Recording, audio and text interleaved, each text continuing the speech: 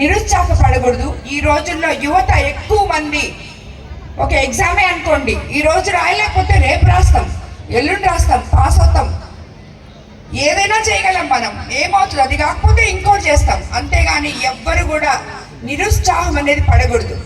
ఎప్పుడు పాజిటివ్ థింకింగ్తో ఉండి మీరు ఒక గోల్ ఎంచుకొని ఆ గోల్ వెనక మీరు పయనం చేస్తే తప్పకుండా సక్సెస్ అవుతారు ప్రతి ఒక్కరూ.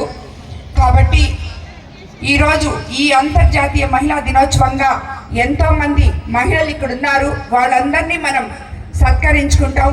మనకి ఇంతకు ముందు ఎంతోమంది మహిళలు స్ఫూర్తిదాయకం.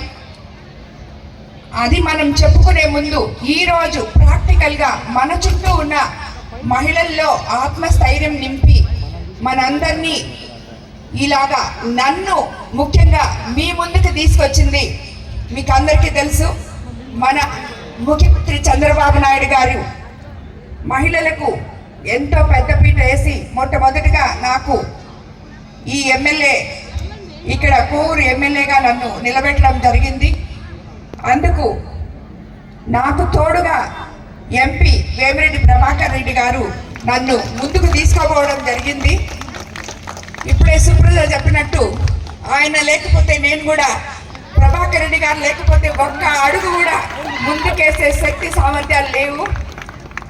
సో ఎప్పుడు ఆయన ఒకటే చెప్తుంటారు, మహిళలు అంటే ఇంట్లో కూర్చోవాల్సిన అవసరం లేదు, మీరు ముందు అడుగేసి ఎన్ని చేయగలరో మీకే తెలియదు, నీలో ఉన్న శక్తి నీకు తెలియదు అని ప్రతినిత్యం నన్ను ప్రోత్సహిస్తూ ఉంటారు. దానివల్లే ఈరోజు మీ మధ్యకి రాగలిగాను.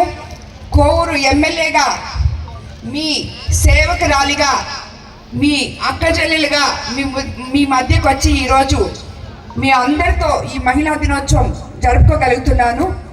అందరికీ ధన్యవాదాలు.